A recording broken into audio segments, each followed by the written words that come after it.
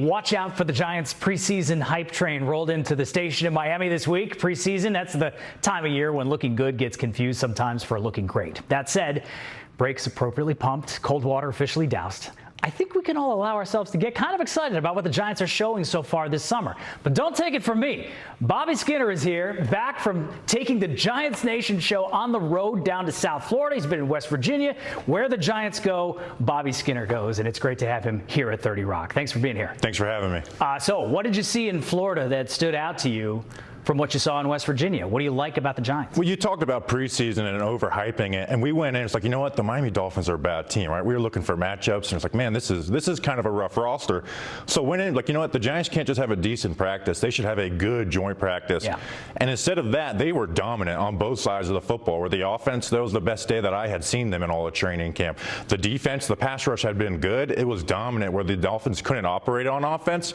So the Giants have been one of the bad teams in the NFL. For them to get good, they have to show that they can be a level above those other bad teams. And that's what you saw. Did it surprise you to see that? Somewhat, because the Giants offense didn't look great against the Giants defense in West Virginia. And that's always the training camp conundrum, is if someone's right. doing good, someone's doing bad. That is true. And there's not a lot of faith in the Giants secondary. So for the offense, it's building something new with Matt Nagy, the offensive coordinator, Greg Roman following John Harbaugh, and then Jackson Dart being year two in a brand new offense where he's doing things he's never done before. So to go out there and just look their best against another team, I thought was encouraging for them. So much of this Giants season and the hope that fans seem to have with this team is predicated on getting it right at quarterback. Does it feel so far like they've got it right with Jackson Dart as he enters year two, but really his first camp as the starting quarterback? They've at least given themselves something to buy into, right? A lot of times these year two quarterbacks, teams sell themselves on hope. Well, he gave them 24 touchdowns in 12 games last year. And I think there will be some growing pains in the new offense, like I mentioned, the practices. There has to be. But with the offensive line being actually a strength for the Giants, and then Jackson Dart's ability to make plays when things aren't there, I think they've built themselves a floor, at least a decent offense. You even saw in that preseason game when Dart did play last week against the Vikings, where the offense didn't look great, but he comes back into the game, scrambles to the left, and finds Malachi Fields, his new rookie weapon, for a touchdown. And I think those are the things you'll see Dart do as he learns the other parts of the offense. The receiver depth chart is fascinating to me. Fields is one especially. I mean, when they got him in the draft, I thought, okay, maybe they've really got something here, a potential big-time player. Malik Neighbors, big news today is that John Harbaugh says he could possibly shed that red jersey, that non-contact jersey, as soon as this week, which is remarkable to consider that this guy is not even a year removed from a torn ACL and surgery and then a second surgery, and here we are. What do you see from Malik Neighbors that maybe kind of leaves you shaking your head like, I can't believe this guy's doing this? He looks good. I mean, I think he's going to play week one. You think so? And that's like the things we've talked about with the offense looking sloppy. They don't have their easy button. That is Malik Neighbors being that, hey, sometimes when it's not right, it's right when you throw the ball to Malik Neighbors. So, and you're seeing the video now, like he's moving very well for, being, fresh off of that, that second surgery. And you mentioned the receivers. Isaiah Likely, he has set himself up with Malik Neighbors not practicing as Jackson Dart's top target. And interesting. You'd say, hey, their big free agent, he should do that. That's almost been a curse for the Giants. Their biggest free agent being, being one of the long list of failures. Being an issue for them. So Isaiah Likely making himself as the number one target when Neighbors in there. So now that number two target, and then that doesn't put the pressure on a guy like Malachi Fields to be a number two right away, where he can be, the big contested catch guy and grow as a number three. Odell Beckham Jr. is one that everyone obviously looks for. It would be a great story if OBJ could make this roster and his return to the Giants. Do you feel like he's at least on the bubble, on the fringe, or do you think this is a long shot? I think this is becoming a long shot because when they signed him, the Giants actually brought in wide receiver depth compared to last year where they didn't have that. And you thought, all right, well, the things played themselves out, even if that was Odell playing himself out. Nobody's been injured in that wide receiver room. Malik Neighbors, we just mentioned, we expect him to be ready week one. And there's clearly 5 guys above of him on the depth chart, and then you add Braxton Berrios with his specials. I'm not sure, and that touchdown that you saw him drop, if he catches that, I feel like that becomes a lot of fan pressure. Like, you're going to cut this guy after he goes and makes a play like that. And you can see he can still do stuff, but is it going to be enough to make the roster? I think the numbers are working against him right now. All right, it's a stacked backfield as well, with not a lot of room for error, as I think Tyrone Tracy Jr. is unfortunately on the cusp of finding out. Cam Skadaboo is still the number one. I mean, he's your guy, right? But there's a lot of power running potential with this backfield that you see with the Giants. Well, absolutely. And the Giants, they've shown proof that they might like this running back room. They don't love it. They were willing to draft Jeremiah Love if he was available. They went after Kenneth Walker in free agency, and then they brought in Najee Harris, who I don't think we're expecting the world for him to light the world on fire.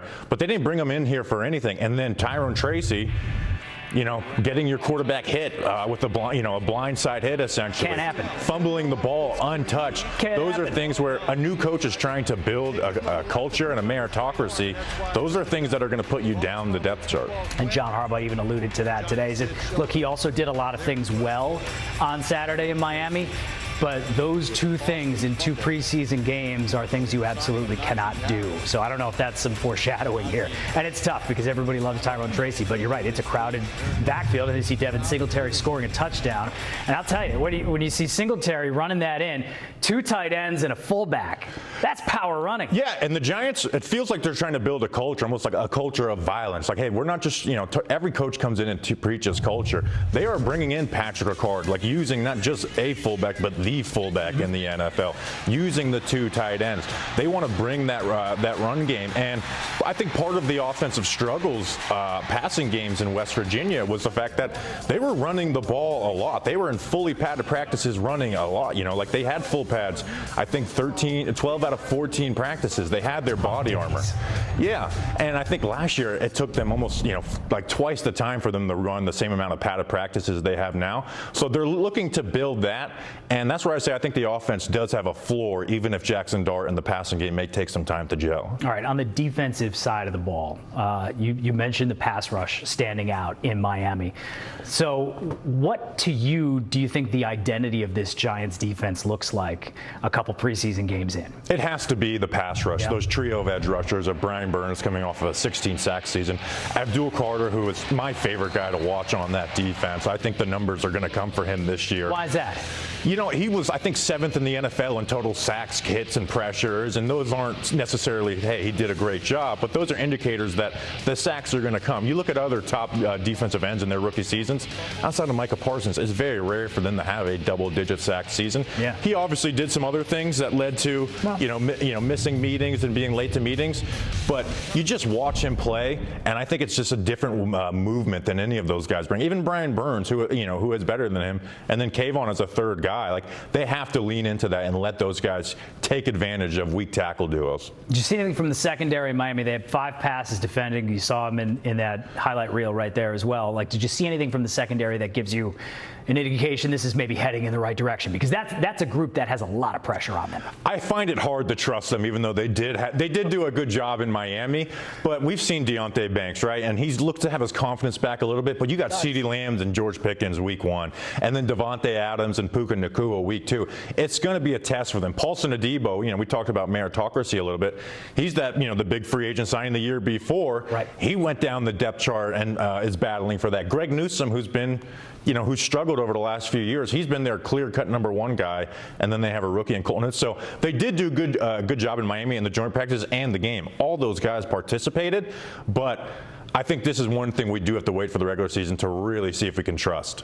But there's a lot of talent on that front 4, especially in the defense, that could take some pressure off the secondary. They're going to have to live with that, and that's going to be the weight of the offense. Get to the quarterback, that helps out your secondary. Yeah, they're going to have to. That's going to be the weight of the offense. Give the defense some leads to allow the pass rush to get after it. Because, like I said, Brian Burns, he's a Pro Bowl, All-Pro level player. I believe Abdul Carter is going to get there, and Kayvon's, playing for a contract, and I think he's been a good player. I don't think he's the same rusher as those two, but he's playing for a contract. He's motivated. So, that should be the strength of this defense. Can I leave you on one good note here? Jameis Winston. He can still sling it. He can still sling it. We saw that on Saturday. I talked about high floor for this offense. Some of the disaster offenses we've seen for the Giants is when they've had to go to their backup quarterback. And Jameis Winston, we're not going to do a full backup quarterback ranking on the show. We might do that on Giants Nation show. Okay, something to look for. Something to look for this season. But he might be top of the list. You at least have to feel good because, hey, injuries, you hope they don't happen, but maybe they do. And you've got Jameis back there who's, what did he say? He had to show the young school cats that he can still be athletic and get out there and tuck it and run, as you see on the 11-yard touchdown. Oh, and he had the receiving touchdown last year. The joke is he had more receiving touchdowns than Jalen Hyatt. So Jameis can do it when he needs to. All right, Bobby Skinner hosts the Giants Nation show on YouTube. Check out the recap of Saturday's preseason win over the Dolphins. That's up now, and you got content all week long as well. Thank you, sir. Thanks for being here. A reminder, you can catch that Giants preseason finale Friday night. Where else but right here on NBC.